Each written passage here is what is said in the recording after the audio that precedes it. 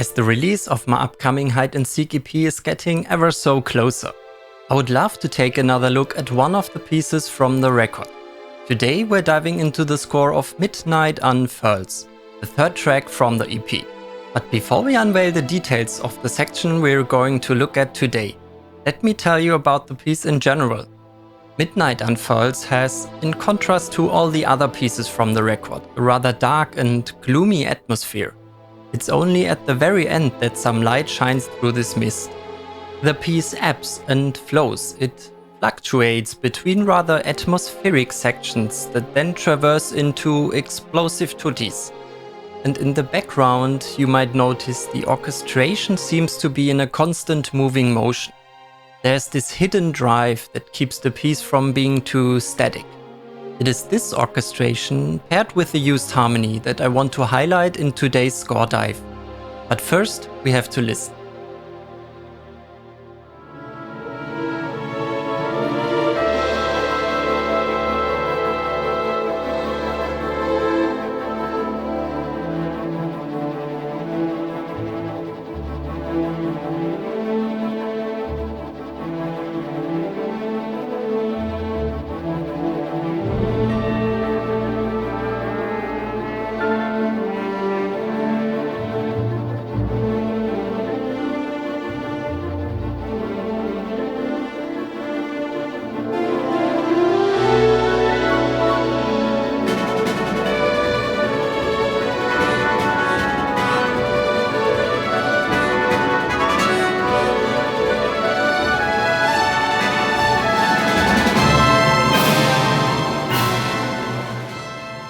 Alright, so that's the section we're going to decipher today.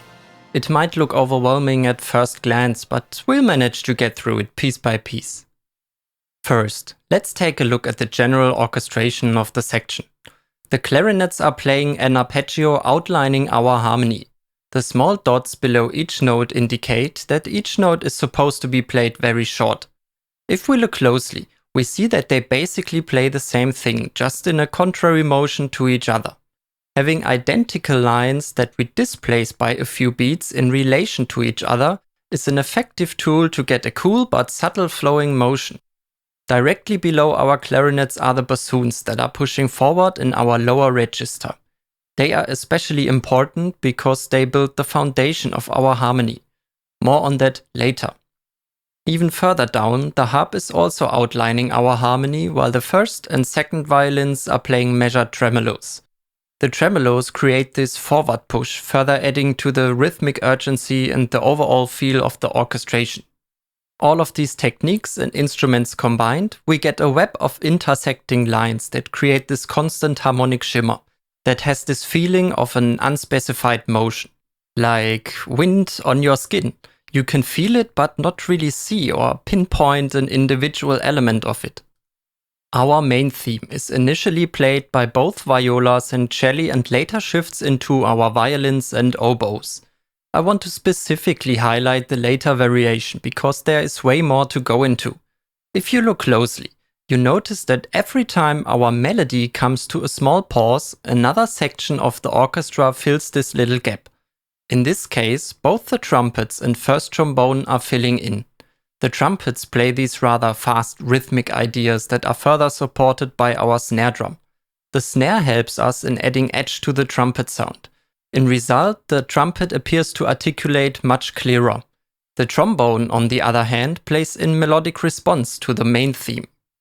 With all of this in mind, let's listen to the section again.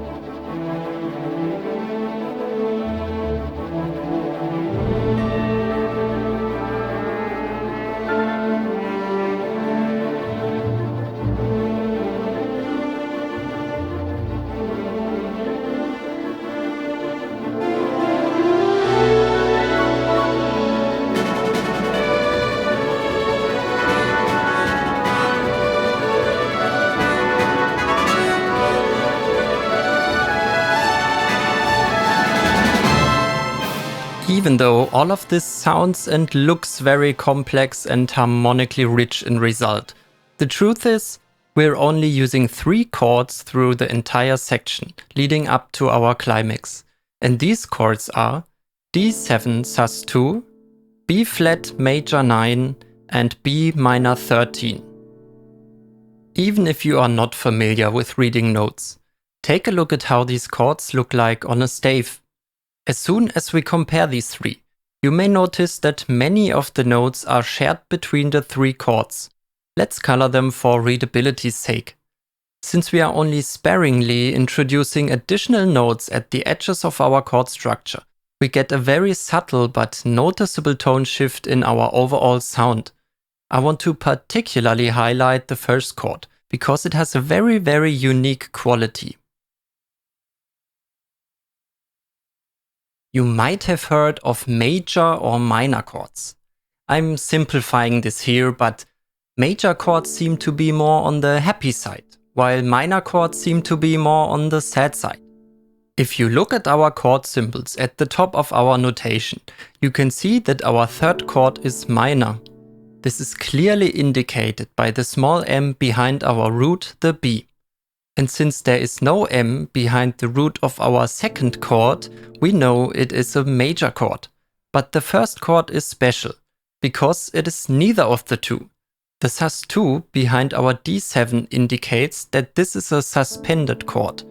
What we do here is, by leaving out the third that would normally give our chord a clear major or minor quality, we are suspending our chord by lowering the third of the chord, and that results in this rather unresolved but also magical quality. By omitting the third, arguably the most defining note of any chord, and then carefully orchestrate with this in mind, we can create this beautiful sense of ambiguity that keeps listeners engaged and emotionally invested. And that is the power of omission, because by omitting something from the music, you allow for more freedom of interpretation while listening. And well, that's basically it. Just 3 chords, just by the way we voice and orchestrate them, we get this constant movement and this rather ominous harmonic landscape.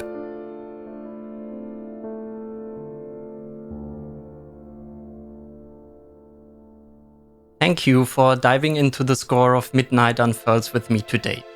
What I hope this analysis shows you is that creating harmonic vagueness or uncertainty doesn't always require you to throw hundreds of different chords at your music. Sometimes the most powerful effect comes from the things we choose to leave out. Make sure to check out the full hide and seek EP once it's out. You find all the necessary information in the video description below. If you'd like to see more content like this, let me know which pieces or sections you would like me to break down next. Don't forget to like and subscribe for more score insights. I'll see you in the next video.